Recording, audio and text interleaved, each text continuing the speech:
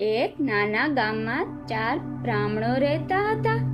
તેમના નામ હતા સત્યાનંદ, વિદ્યાનંદ, ધર્માનંદ અને શિવાનંદ. તે ચારેય એક દિવસ શહેરમાં જવા નીકળી પડ્યા. રસ્તામાં તેણે એક જંગલને પાર કરવાનું હતું. જ્યારે તેઓ જંગલમાંથી પસાર થઈ રહ્યા હતા ત્યારે રસ્તામાં તેમણે કોઈ જંગલી જાનવરના હાડકાં પડેલા જોયા.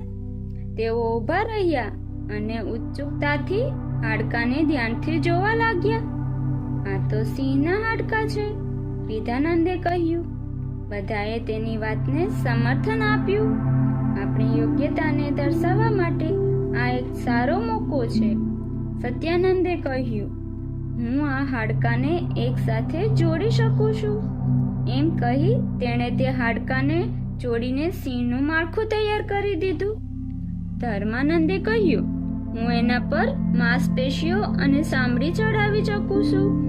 એમ કહી થોડી જ વારમાં પોતાની વિદ્યાના જોરે તેણે નિષ્પ્રાણ સિંહના શરીરને તૈયાર કરી દીધું. ઓમ સજીવ ભવતું, ઓમ સજીવ ભવતું, ઓમ સજીવ ભવતું.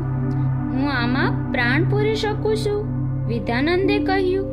પણ હજી તે કંઈ કરે તે પહેલા શિવાનંદે વચ્ચેથી તેને રોકતા કહ્યું, ના ના, એમ ન કરશો.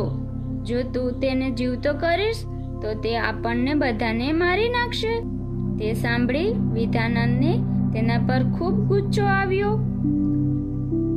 તેણે ક્રોધે ભરાઈને બૂમ મારતા કહ્યું, અરે ઓ કાયર, મૂર્ખ!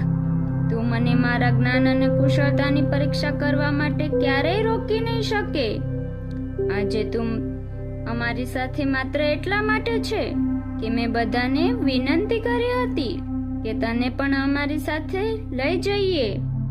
તો મહેરબાની કરી મને પેલા ઊંચા ઝાડ પર ચડી જવા દો. ભયભીત શિવાનંદે પાસેના વૃક્ષ તરફ દોડતા કહ્યું. જેવો તે શિવાનંદ વૃક્ષની સૌથી ઊંચી ડાળી પર પહોંચ્યો કે આ બાજુ બુદ્ધિશાળી વિદ્યાનંદે સિંહના નિષ્પ્રાણ શરીરમાં પોતાની વિદ્યાના પ્રભાવે પ્રાણ મૂકી દીધા. સિંહ જીવતો થઈ ગયો.